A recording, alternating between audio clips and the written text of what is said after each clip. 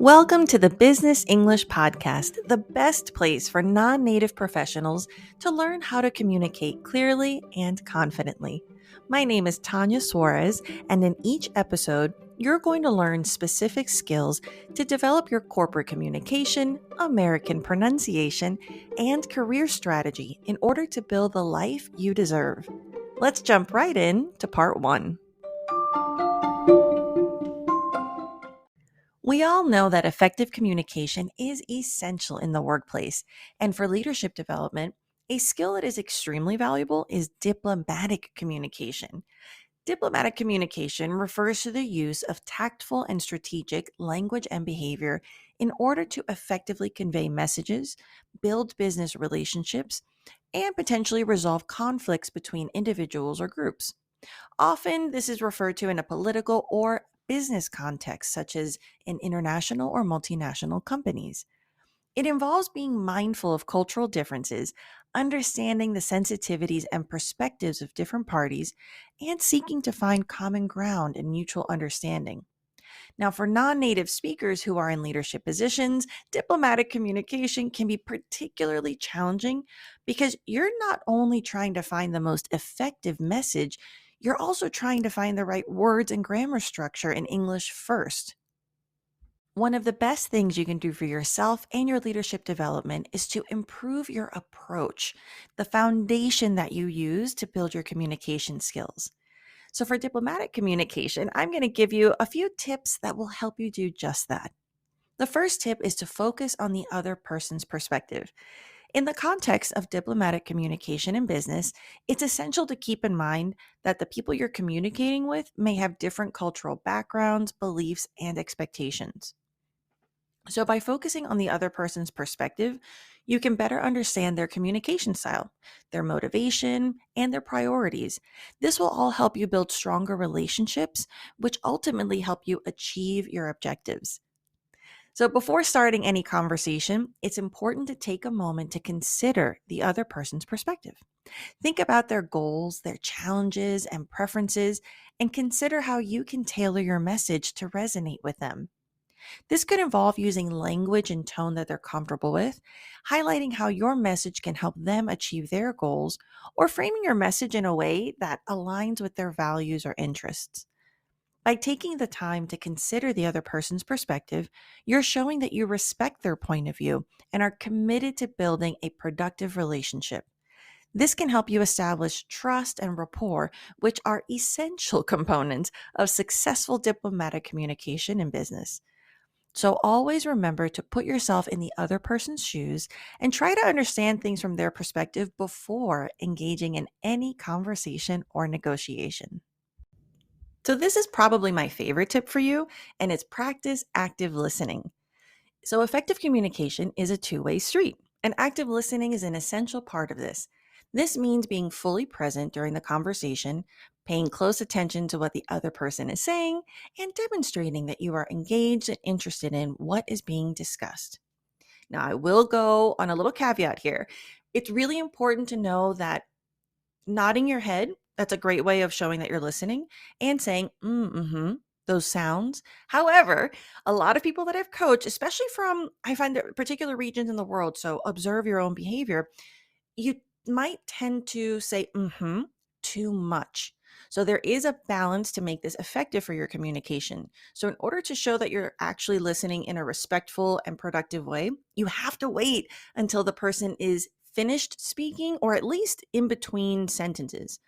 So what I find is sometimes people will say, mm-hmm, too much.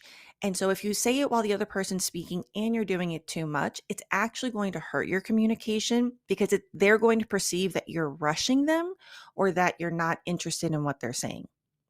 So the balance is nod your head while they're speaking. When they're taking their breath, when they're in between sentences, or when they finish speaking, then you can say, and it's very, very helpful. So, back to the original point, active listening is critical for non native speakers to ensure that you're understanding information accurately and responding to said information appropriately. So, this is why I love this tip for you because you have to, when you're listening actively, you have to try not to worry and plan what you want to say next so you can fully focus on what the other person is saying. As a non-native speaker, no matter how advanced you are, you might still be holding on to habits from when your English was not as good as it is now, or maybe you're still feeling a little insecure. So you might listen, but you're half listening and you're half prepping. You're preparing what you want to say next. You're thinking about the word choice. And so what that does is it takes you out of the moment. You're missing key opportunities of understanding and comprehension of what they actually want. And your face probably looks a little bit distracted because no matter how great of an actor you might be, your face might give away that you're thinking. And so it might be perceived as, again, you might look too serious or you might look confused, and it's not going to help your communication. Trust yourself. Trust that you can take a breath and you can formulate the idea that you want and you can speak clearly when it's your turn. I'm telling you, active listening is going to improve your structure. It's going to improve your response. You just have to give it a chance. Also, summarize your understanding of what has been said to ensure that they have correctly interpreted the information. Don't think about this as I can't summarize what they're saying. I can't repeat what they're saying because they're going to think my English is not strong enough. No, this is business. Clarity is key. So just do it in a way that's confident and it's actually going to show that you pay attention. Don't be afraid to ask questions to clarify any points that you may have not fully understood. Maybe it was certain words that you didn't understand. Maybe it was the way they explained themselves. Don't worry so much about your level of communication, specifically your level of English being judged. Remember, the goal is to move forward. It's to achieve the goals. It's to make the sale. So that's what's really important. And asking for clarification will only help. And also, it not only shows that you're engaged in the conversation, it also helps avoid misunderstandings that could lead to a breakdown in communication or in the deal. Additionally, make a conscious effort to eliminate any external distractions during the conversation. Yes, yes, yes. I want you, regardless of the hierarchy, regardless of whether you're the leader or where you are in terms of the leadership position, set the standard for respect and engagement. So this means silencing and putting away your phone and avoiding any other interruptions that might disrupt the flow of the conversation. Even if the other person is on their phone, and if they're your boss or your manager, for example, you're not in a position to tell them not to. But if you're the one in the leadership position, this is great. You show by example what respectful communication looks like. And if they take out their phone or if their phone rings, you can, with less hypocrisy, you can confidently tell them, hey, would you mind putting that on silent during our meeting? And this leads to just a very high level of respect. And it also makes the communication better because there are less interruptions and distractions. So by doing this, you show respect to the person that you're speaking with. You show respect for the time, and you signal that you are fully invested in the conversation. Another great tip is choose your words carefully. Choosing your words carefully is crucial, especially when communicating with people from different cultural backgrounds. And for you, you having a different cultural background. So it's important to keep in mind that words and phrases can have different meanings and connotations depending on the cultural context. And what may be considered appropriate or polite in one culture may not be in another. For example, in some cultures, and this might be yours, being direct and assertive is valued, while in others, being indirect and diplomatic is preferred. So it's essential to understand the communication norms of the culture you're interacting with and adjust your language and tone accordingly. When communicating with other non native speakers, it's also important to avoid using idioms or jargon that may not be familiar to them. And as a non native speaker yourself, don't use these high risk situations to test out your mastery of American idioms and expressions. This is not the moment. Use other situations that are lower risk to try out new phrases or expressions that you're learning. But when there's pressure or when there's more on the line, use simple language that you're comfortable with so that you can be confident. So, use simple and clear language to ensure that your message is easily understood. By choosing your words carefully, you can avoid misunderstandings or misinterpretations, which can lead to conflicts or damaged relationships. Also, to be a more effective leader and communicator, it's important to not only focus on what you say, but how you say it and how it's received by others. Remember, tone is just as important and impactful as word choice. Be aware of your body language. So, this tip is awesome because it's important for you as a non native speaker to know that it's not all about your English. It's not all about your language. Sometimes your nonverbal communication is actually going to help you a lot with clarity and with communication. So, nonverbal communication is a vital aspect of interpersonal communication, and it is often more important than verbal communication. So, make sure that your body language and facial expressions align with the message you are trying to convey because they have a significant impact on how your message is received and whether you are believed and trusted. So many professionals that I coach are making very serious, and this could be you too. I would recommend recording yourself or observe yourself in a mirror because when you're trying to be friendly or you're trying to sound confident, you're so focused on the English and on being correct that your face looks really serious or really confused and thoughtful, which in you for you, you know that you're thinking about the language. But how that is perceived is you being doubtful, not of your English, but they're going to think that you're being doubtful of your knowledge, of your expertise, or whatever the topic of conversation is. So relax your face and help it help you. For example, another example of nonverbal communication is eye contact. So in the US, maintaining good eye contact is a sign of paying attention. However, something interesting to consider is it is important to remember that in some cultures, direct eye contact is not customary, especially when speaking to a superior. So if the person you're speaking with does not look at you directly, don't take it personally immediately. Consider their background. Another critical aspect of body language is posture. For example, avoid crossing your arms or legs as it can signal defensiveness or disinterest.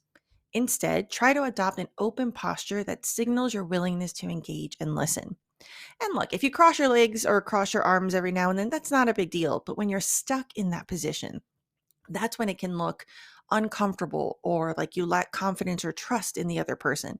So, something I recommend if you're standing, don't stand with your legs completely together. Maybe spread them a little bit and you want to relax your arms. I would say try to touch your fingertips and put that around your waist level. This is a more relaxed position, but you still get that safety of knowing what to do with your hands.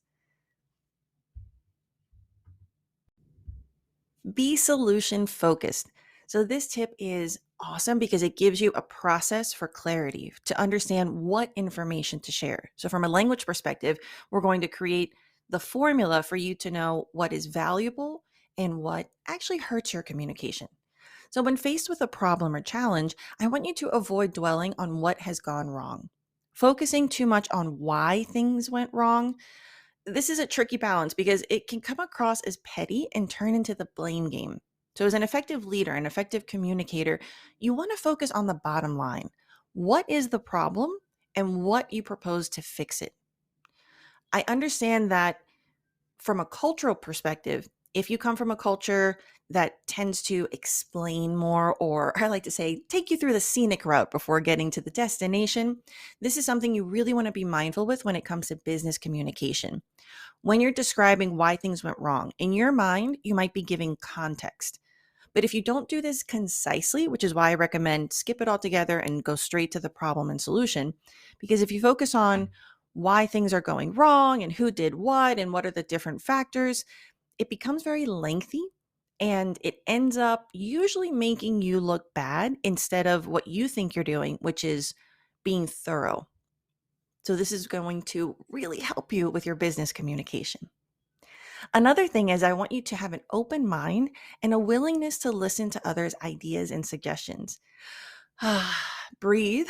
Other people's feedback and suggestions, it's not an attack. So when you can confidently listen to other people's ideas, it really makes you more collaborative. It creates safe spaces for people to participate, which as a leader is going to really help you later on with the team culture.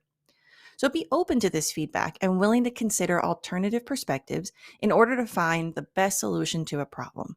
Doesn't mean you have to do what everybody is suggesting, especially if you're in the leadership position and you know what the next step should be, but considering it, just taking it in respectfully is going to make the solution feel more collaborative.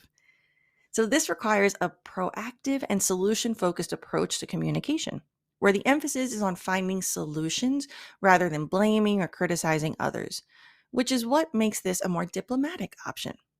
Okay, so by applying these tips, you can develop diplomatic communication that will help you build trust, strengthen your leadership skills, and achieve greater success in your career.